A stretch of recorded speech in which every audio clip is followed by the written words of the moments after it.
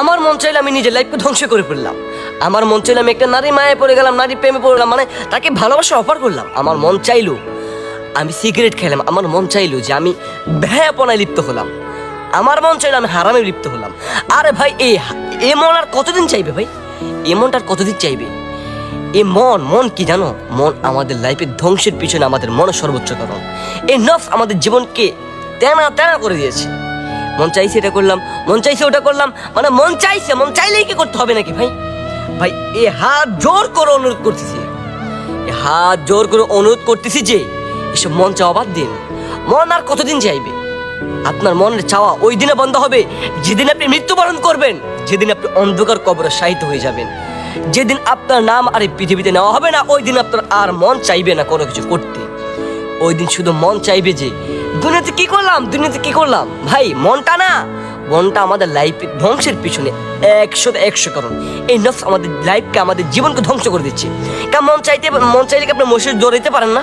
মন চাইলে আপনি হালাল পথে আসতে পারেন না? মন চাইলে আপনি রহমতের পথে আসতে পারেন না? আপনি কেন হারামে জড়াইবেন ভাই?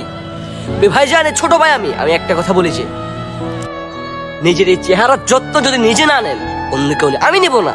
আমি এখন বলতে পারবো, তবে আপনার যত্নকে আমি নিব, আপনার যত্ন আমি নিতে পারবো না। আমি আপনাকে বুঝাইতে পারবো, আমি আপনাকে বলতে পারবো, তবে আপনার যত্ন আমি নিতে পারবো না। তাই একটা কথা বলতেছি যে এই চেহারা না, একটু তাকান যে আমি যে সিগারেট খাচ্ছি, আমি যে নেশা করতেছি, আমি যে একটা নারী মায়া পড়তেছি, সারাদিন চ্যাটিং প্যাটিং করতেছি, আমার কি লাভ হচ্ছে?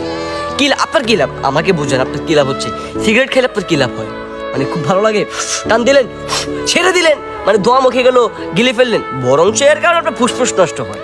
তাই একটা কথাই বলতেছি যে মন কি বললো? মন চাইলো আমি এটা করে ফেললাম, ওটা করে ফেললাম। মনকে শক্ত করে বাঁধন করতে হবে, এবং কি মনকে ছেড়ে দেওয়া যাবে না। যদি মনকে ছেড়ে দেন তাহলে আপনার লাইফ ধ্বংস হয়ে যাবে। তাই একটা কথা বলতেছি যে আল্লাহ তাআলার উপর ভরসা রাখবেন, এবং কি মন চাইলে যে কোনো কিছু করবেন এমন না। মন চাইলে মসজিদে দৌড়াবেন, এই মনের কথা শুনবেন। মন চাইলে সফলতা দিকে দৌড়াবেন, এই মন চাইলে শুনবেন। মন চাইলে হালাল পথে দৌড়াবেন, এই মন যদি আপনাকে বলে যে হালাল পথে দৌড়ান, তাহলে আপনি দৌড়াবেন। একটা কথাই বললাম যে মনের কথায় উঠবেন আর বসবেন না, একটা কথাই বলে গেলাম।